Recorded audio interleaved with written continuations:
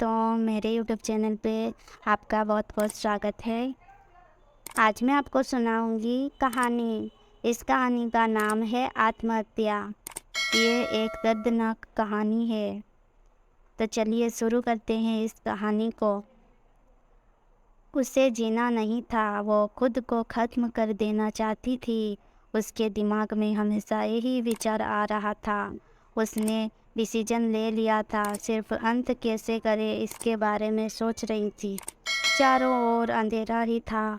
अपने ही सोच में मग्न पूर्वी नीचे बैठकर बहुत वक्त तक ऐसे ही बैठे फर्श की तरफ एक टक देख रही थी। पति के धोखेबाजी से पूर्वी अंदर से टूट गई थी। उसने बोले हुए वो शब्द पूर्वी के दिल में घाव कर गए थे। इस बार पंकज ने तो हद पार कर दी थी। अब और जीने का कोई अर्थ ही नहीं बचा था। अब खुद को ख़त्म कर दूं, इसके सिवाय दूसरा विचार उसके मन में नहीं आ रहा था। दोनों बच्चे गहरी नींद में थे। एक नज़र उनकी तरफ देखा, उनके सिर पर प्यार से हाथ फेरा। आंखों में आंसुओं की धारा बहने लगी थी। उसने मन में एक दृढ़ निश्चय किया था। रात के 2 बजे थे। हर तरफ बहुत सन्नाटा था और वो धीरे से उठी और दूसरे रूम में गई।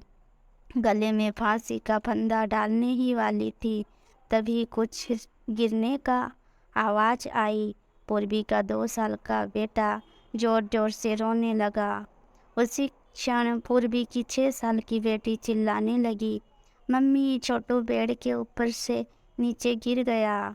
तुम कहाँ हो, देखो ना छोटू कितना रो रहा है।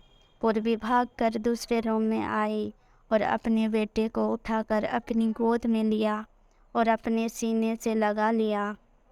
बेटी रोते हुए बोली, मम्मी तुम कहाँ चली गई थी? मुझे बहुत डर लग रहा था। तुम हम दोनों को छोड़कर कहीं मत जाओ, मुझे अकेले में बहुत डर लगता है। पूर्वी अपने दोनों बच्चों को पास लेकर जोर से गले से लगा लिया और रोने लगी। दोनों बच्चे उसके सीने से लिपटकर सो गए। रोते रोते पूर्वी को कब नींद आ गई उसे पता ही नहीं चला। काम वाली बाई गंगी की आवाज़ से पूर्वी की नींद टूटी।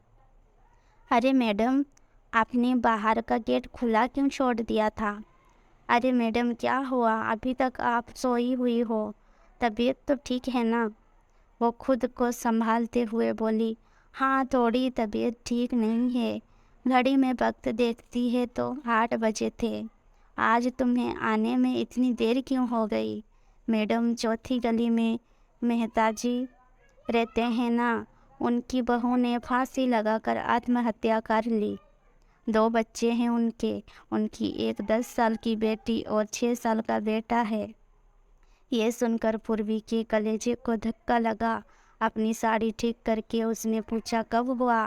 गंगू ने बोला, रात को हुआ मैडम। मैंने ऐसा सुना है कि उसके पति की दूसरी औरत से संबंध थे।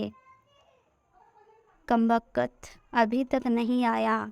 अचानक पूर्वी ने गुस्से से बोली, अच्छा किया वो आया या नहीं नहीं आया, उससे क्या फ़र्क पड़ता है? अब वो थोड़ी ना देखने आने वाली है। ये सुनकर गंगू पूर्वी के कान के पास आई और धीरे से बोली, मैडम मैं अनपढ़ गंवार हूँ और घर घर में जाकर झाड़ू पोछा करके मेरा पेट भरती हूँ, और आप पढ़े लिखे हुए लोग हो। भले ही मैं आपसे उम्र में बड़ी हूँ, जीवन का अनुभव आपसे थोड़ा ज़्यादा है। आजकल साहब और आपके बीच जो चल रहा है वो ठीक नहीं है। मुंह बंद था फिर भी मेरे कान खुले रहते थे। मैं एक औरत हूँ और औरत के दुख में भी समझती हूँ, इसलिए मुझे आपको एक बात बतानी है। आत्महत्या ये कोई भी समस्या का समाधान हो नहीं सकता। जिंदगी में उतार चढ़ाव तो होते ही रहते हैं। इसका मतलब ऐसा नहीं कि आप अपनी जान दे दो। मैडम जी, कभी कभी आदमी अपना रास्ता भटक जाता है, पर अंत में घूमकर अपने ही घर वापस आता है।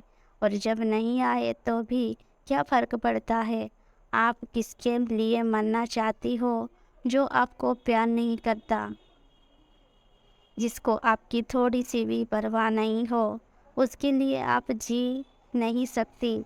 जो आपसे प्यार करते हैं, जिसको आपकी कदर हो, आपके माता-पिता जो आपसे बहुत प्यार करते हैं, आपके बच्चे जिनको आपकी ज़रूरत है।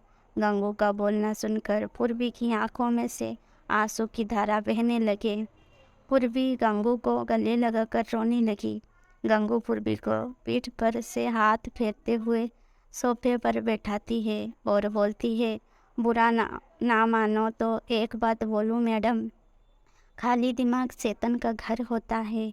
आप घर में बैठकर फालतू बातों को सोचते हो। मैं आपके घर में काम करने के बाद मैं 9 से 3 इस वक्त स्कूल में झाड़ू लगाने जाती हूँ। वहाँ की प्रिंसिपल मैडम बहुत अच्छी है। आप तो पढ़े हुए हो। अगर आप बोलती हो तो मैं आपके लिए टीचर का काम करने का पूछूं क्या? आपका वक्त भी निकल जाएगा और मन भी लग जाएगा। इस पर पूर्वी चुप बैठी थी। कोई भी जवाब ना मिलने पर गंगू बोली, मैं आपके लिए चाय लेकर आती हूँ। और गंगू काम करने लग जाती है। काम निपटा कर बोलती है, मैडम मैं जाती हूँ। उतने में पूर्वी उससे बोलती है, रुको गंगू, तुम स्कूल में मेरे लिए पूछना, यदि संभव हो तो प्रिंसिपल मैडम का नंबर मुझे ला कर दो। गंगू के चेहरे पर खुशी का भाव दिखा। गंगू पूर्वी के पास जाकर बैठी और धीरे से बोली, मैडम मैंने दूसरे रूम में बेड पर स्टूल रखा हुआ देखा था। ऐसा आप कभी भी मत करना, ये आपका घर है।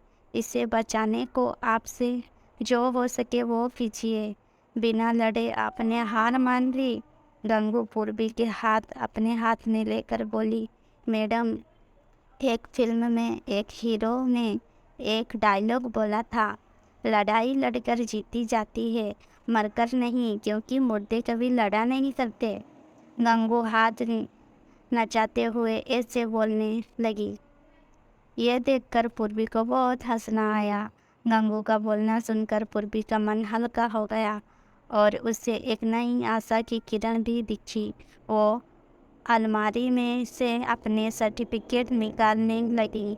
दोस्तों, पति पत्नी का रिश्ता ये बहुत स्नेही होता है। भगवान को यदि दुआ करती हूँ कि कोई भी पति पत्नी के जीवन में ऐसा मोड़ नहीं आना चाहिए। अगर आया भी तो आत्महत्या ये उसका इलाज नहीं है। जीवन में कोई भी समस्या का आत्महत्या ये समाधान हो नहीं सकता।